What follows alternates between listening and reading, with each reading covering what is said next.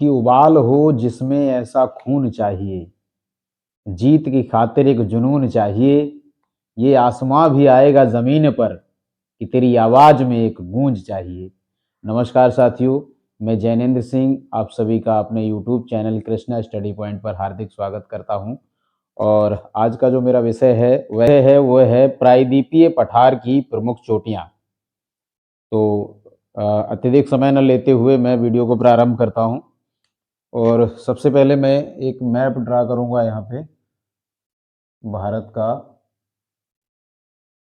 अ, कोई अगर मिस्टेक इसमें हो जाती है वही तो क्षमा करना।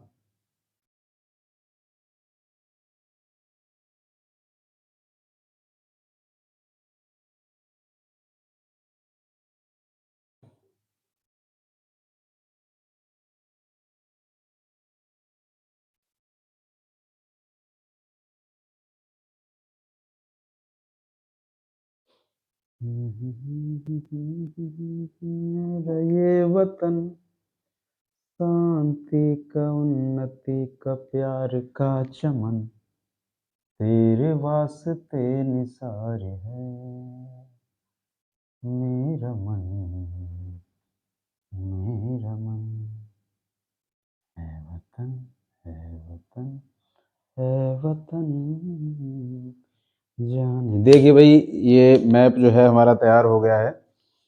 अब हम देखते हैं भाई प्रायद्वीपीय पठार और पठार की प्रमुख चोटियां। देखिए भाई, प्रायद्वीपीय पठार जो है हमारा मुख्य रूप से दक्षिणतम भाग में पाया जाता है। और भारत को ये प्रायद्वीप बोलते क्यों हैं, ये भी आप एक बार जान लीजिए। द्वीप वह होता है जो चारों तरफ से जल से घिरा हुआ होता है या चारों तरफ से समुद्र से घिरा होता है, उसको द्वीप कहते हैं। और जो ऐसा स्थल जो तीन तरफ से सागरों से या जल से घिरा रहता है उसको प्रायद्वीप बोलते हैं। इधर हमारा है अरब सागर, नीचे है हिंद महासागर, और इधर बे ऑफ बंगाल यानी कि बंगाल की खाड़ी। तो तीन तरफ से ये हमारा जो स्थल खंड है भारत, वह तीन तरफ से जो है जल से घिरा हुआ है, इसलिए इसको प्रायद्वीपीय भारत बोला जाता है। तो पहला तो पॉइंट ये हो गया आपका कि प्रायद्वीपीय भारत इसको क्यों बोलते हैं, प्रायद्वीप होता क्या है। द्वीप क्या होता है, जो चारों तरफ से जल से घिरा हो उसको द्वीप बोलते हैं, और जो स्थल तीन तरफ से जल से घिरा हो उसको प्रायद्वीप कहते हैं। अब प्रायद्वीपीय पठार जो है वो त्रिभुजाकार में है। इससे पहले वाला जो वीडियो मैंने बनाया है उसमें सारा कुछ समझा दिया है। इसको हम बोलते हैं, ये हमारे गुजरात से प्रारंभ होकर के और तमिलनाडु माने कन्याकुमारी अंतरीप तक जो है ये पर्वत श्रेणी कह सकते हैं, पठारी भाग जो है देखने को आपको मिलता है।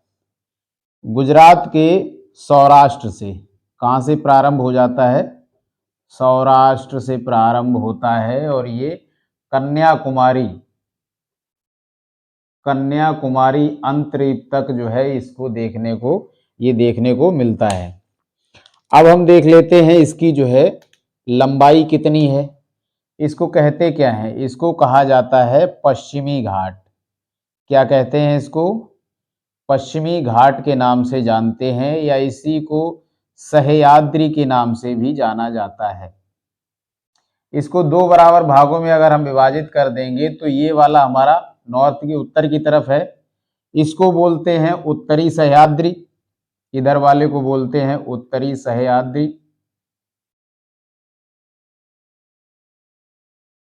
और इधर वाला जो भाग है उसको बोलते हैं दक्षिणी सह्याद्री।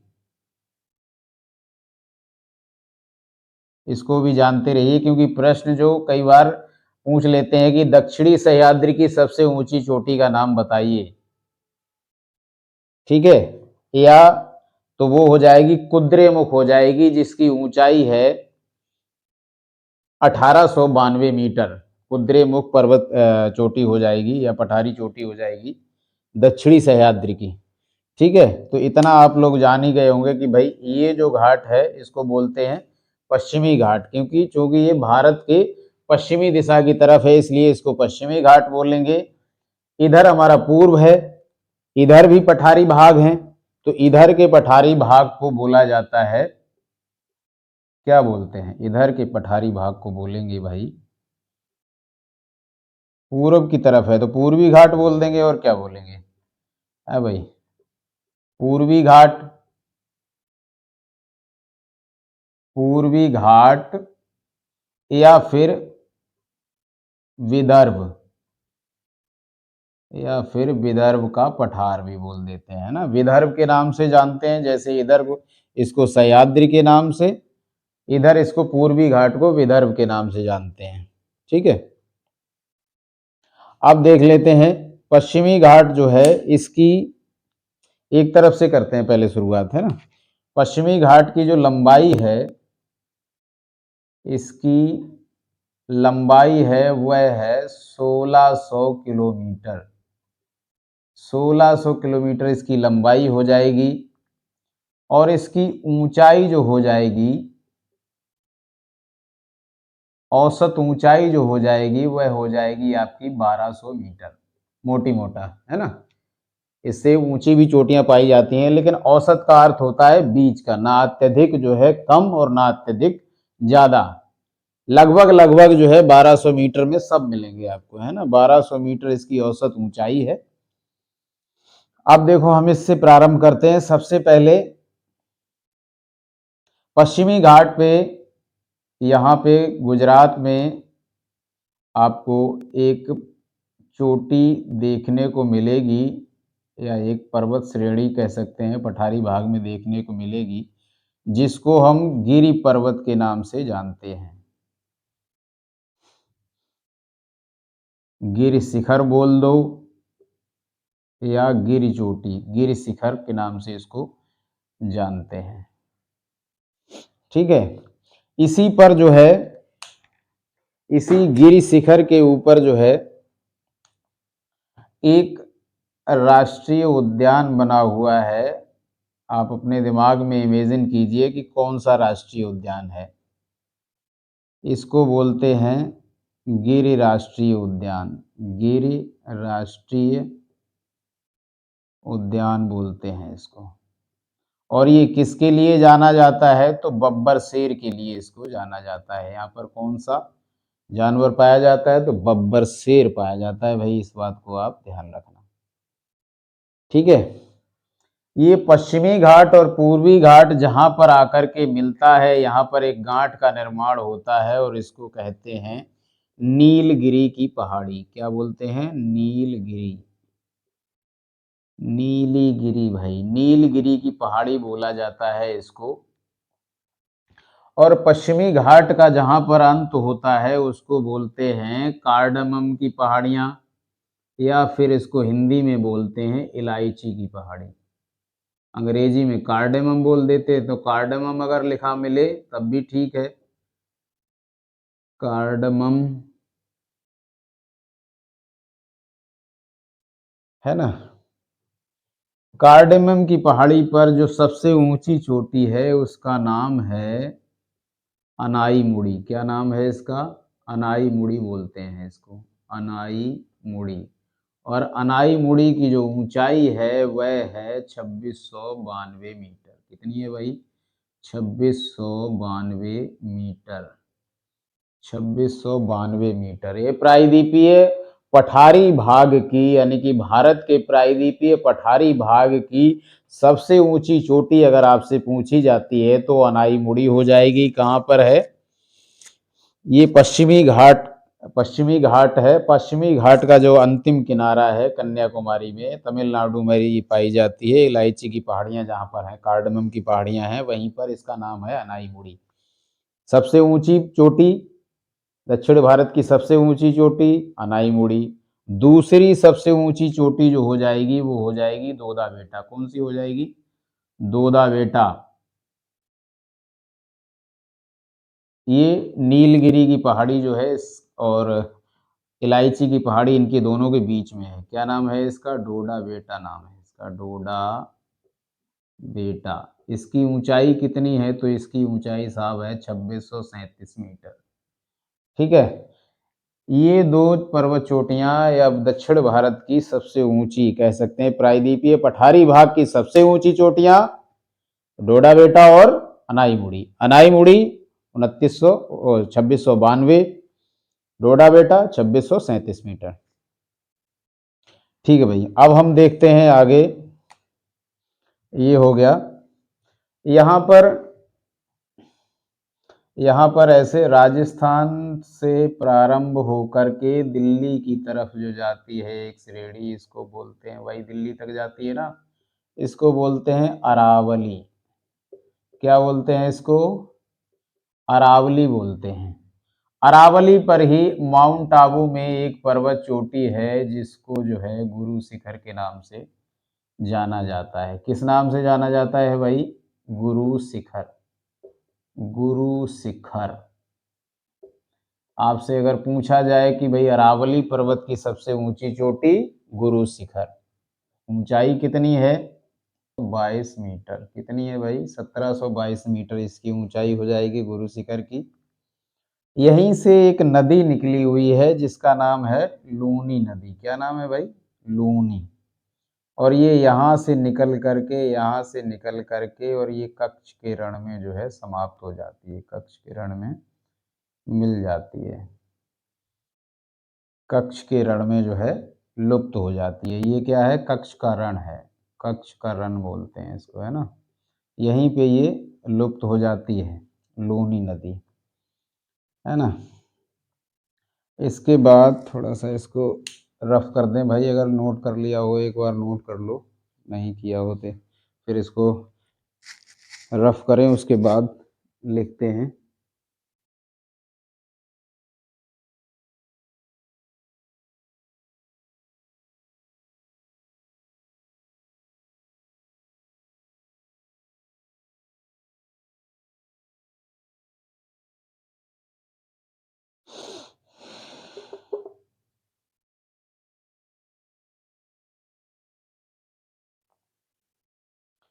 अच्छा, ये लूनी नदी जो है कच्छ के रण में गायब हो जाती है, और ऐसी नदी जो जमीनी सतह पर ही विलुप्त हो जाए उस नदी को कहते क्या है? तो उसको हम बोलते हैं the river of ephemeral. The river of ephemeral. EPHEMERAL। The river of ephemeral, ऐसी नदी जो जमीनी सतह पर ही, माने सागर से ना मिले, सागर से मिलने से पहले ही विलुप्त हो जाए, उसको द रिवर ऑफ इफेमिरल बोलते हैं। ये तो हमारा हो गया अरावली। अरावली से थोड़ा सा नीचे जाएंगे तो यहाँ पर जो है आपको मिलेगा सतपुड़ा। सॉरी, यहाँ से नीचे जब आएंगे तो यहाँ पे आपको मिलेगा विंध्याचल। विंध्याचल। विंध्याचल। इसके नीचे सतपुड़ा।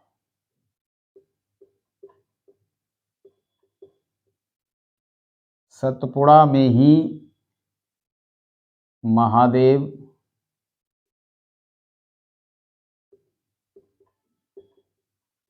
महादेव और मैकाल। महादेव और मैकाल।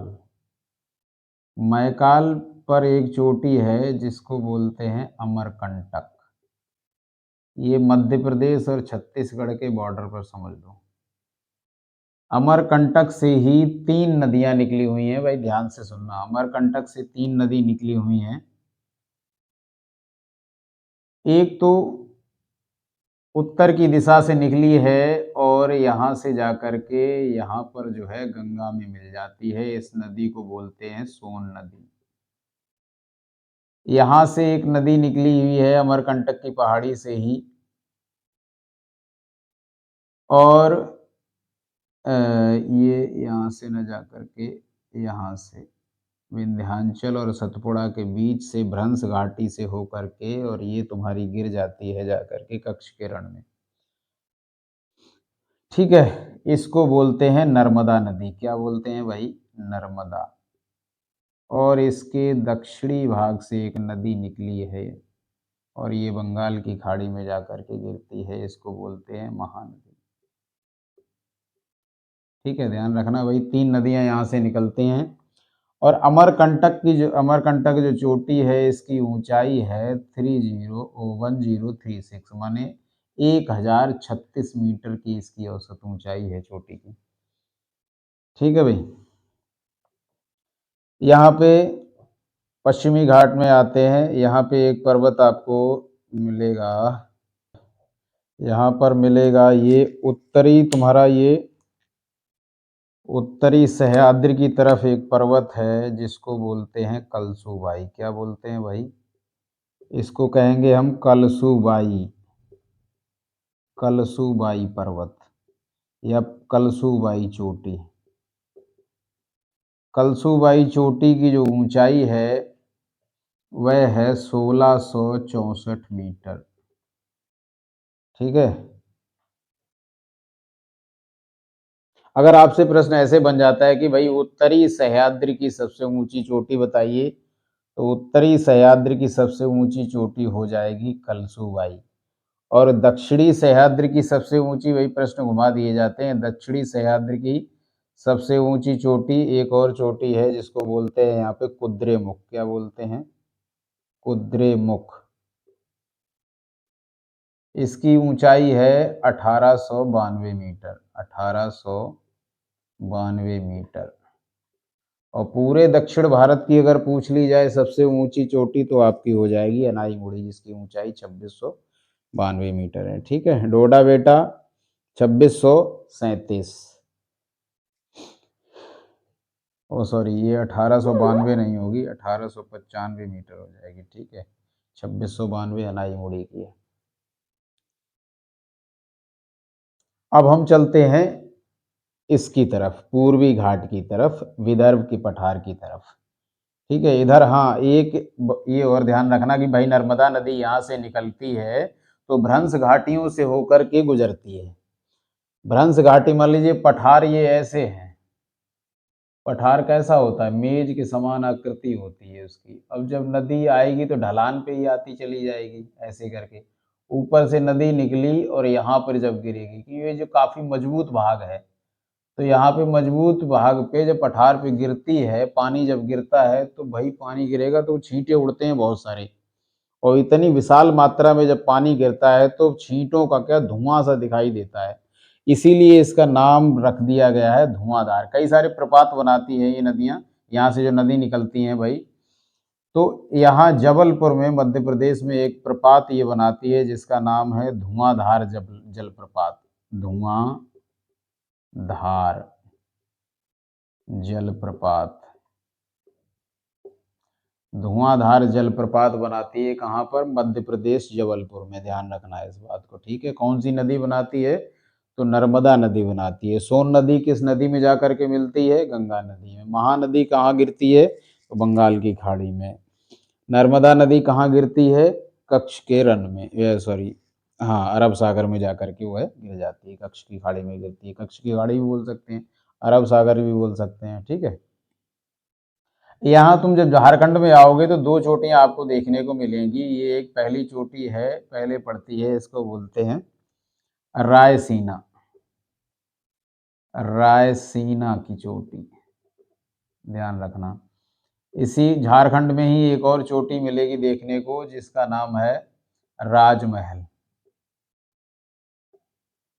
राजमहल की पहाड़ी कहाँ है? झारखंड में। इधर जब मिजोरम में आएंगे तो मिजोरम में एक चोटी आपको मिलेगी जिसका नाम है मीजो। नागालैंड में एक चोटी मिलेगी, नागा, नागा पर्वत। अरुणाचल प्रदेश में इकट्ठी, अभी देखो ये जो बता रहा हूँ ये इंपॉर्टेंट है, इसको ध्यान रखना भाई। अरुणाचल प्रदेश में 4 चोटियां आपको देखने को मिलेंगी, 1 2 3 और ये 1 4।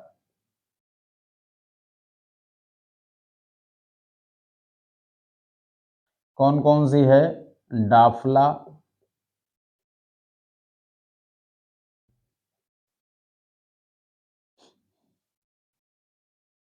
डाफला, अबीर,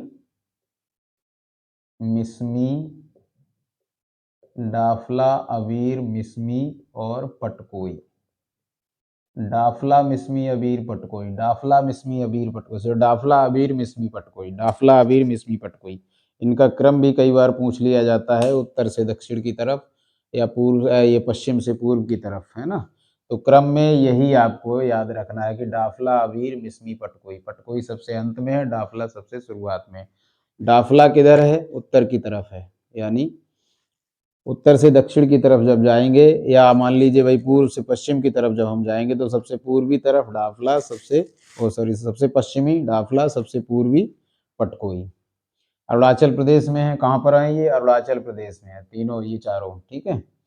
मेघालय के पठार में आपको 3 इम्पोर्टेंट जो है पहाड़ियाँ देखने को मिलेंगी, और ये जो इम्पोर्टेंट पहाड़ियाँ हैं इनका नाम है भाई गारो खासी जयंतिया।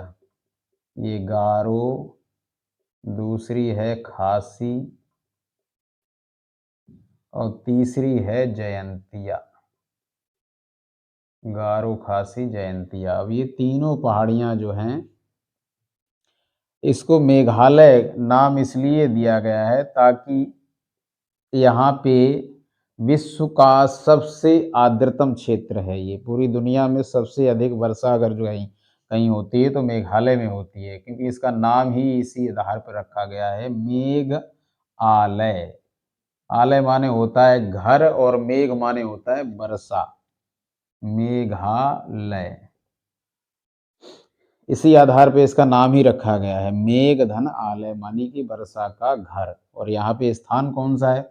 अब ये कारण क्या है कि तीनों पहाड़ियाँ ये ऐसे उसमें बनी हुई हैं कि यहाँ से जब एक बार मानसून घुस जाता है तो इसी में टकरा टकरा के बारिश करता रहता है, यहीं से टकराता रहता है और बारिश होती रहती है। इधर से जाता है, इस पहाड़ी से टकराया, फिर बरस गया, उधर से इस पहाड़ी से टकराया, घूमा।